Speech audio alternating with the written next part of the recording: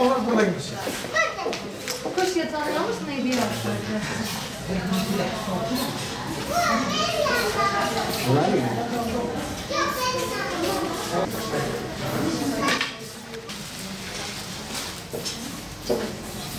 Mehmetciğim aç bakalım. Mehmetciğim mi? Yok dur sonra açarız.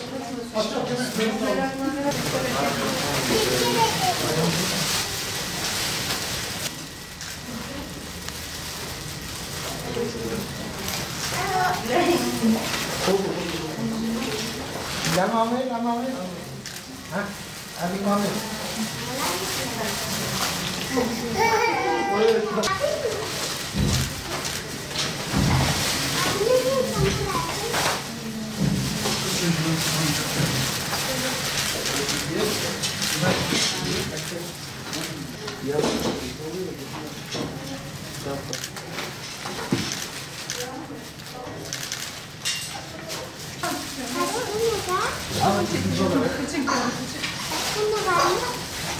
Göster bebeğini göster. Yağmur bebeğini göster. Bebeğini de göster.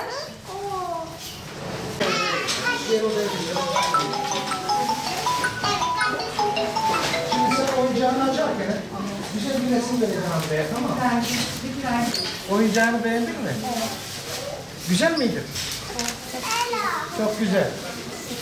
Ben teşekkür ederim.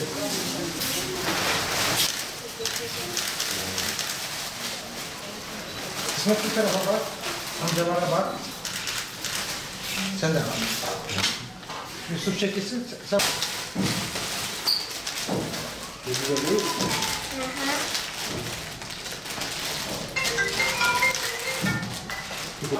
Burada da oyuncak var. Hadi bir tane. دخلها تحت. Ömer baştan görelim. Bir tane burada, bir tane bu, bir tane evde. Oraya verin.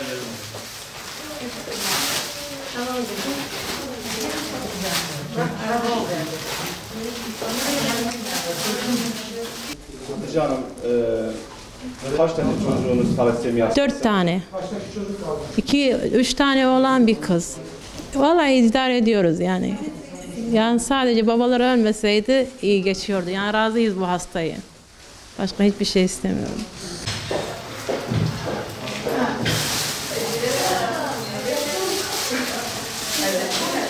Teşekkür ederim. Güzel.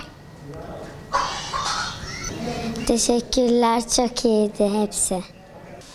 Şanlıurfa genelinde talasemi hastalarımızın lösemi ve kan hastalıkları alanında dernek olarak faaliyetlerimizi yürütüyoruz. Şanlıurfa il genelimizde şu anda sadece erişkin ve çocuk toplam sayımız mültecilerle dahil olmak üzere 1670 hastamız var. Şanlıurfa'da sıkıntı yaşıyoruz şöyle, talasemilerin yeterlice yer alanımız eksik biraz. Şu anda tabii Ramazan ayı münasebetiyle kan stokları Kızılay'ın yeterli gelmiyor. Bizler de dernek olarak ilçelerimizde Kızılay'la işbirliği iftardan sonra sahura kadar kan bağış kampanyalarımızı sivil toplum kuruluşlarıyla birlikte çağrılarımıza istinaden bu sefer bu kan ihtiyacını karşılamaya az da olsa çaba gösteriyoruz.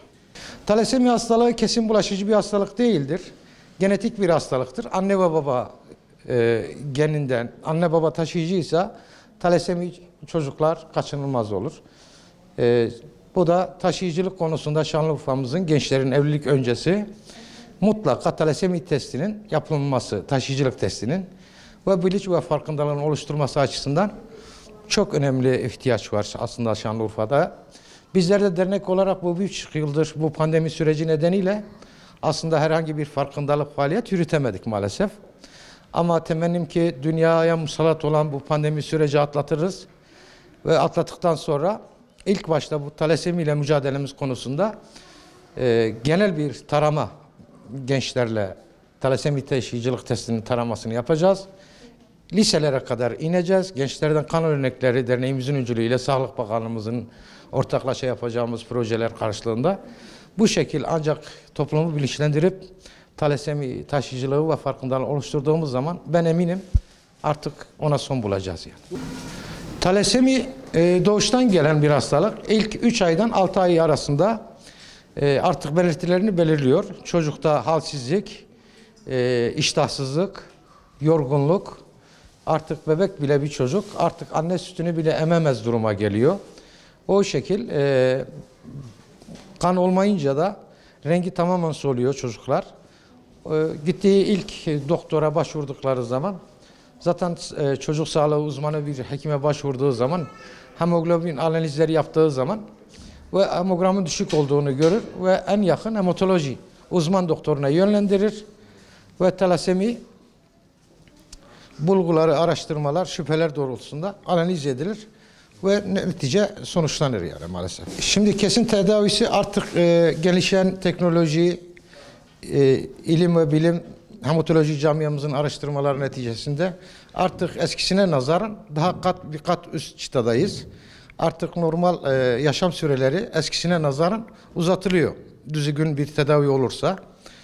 Tabii kesin tedavisi artık çocukluk döneminde eğer ailede uygun kök hücre bulunursa ya da uygun dönör ilik nakli dediğimiz nakil yapılır ve o şekil sağlığına kavuşur.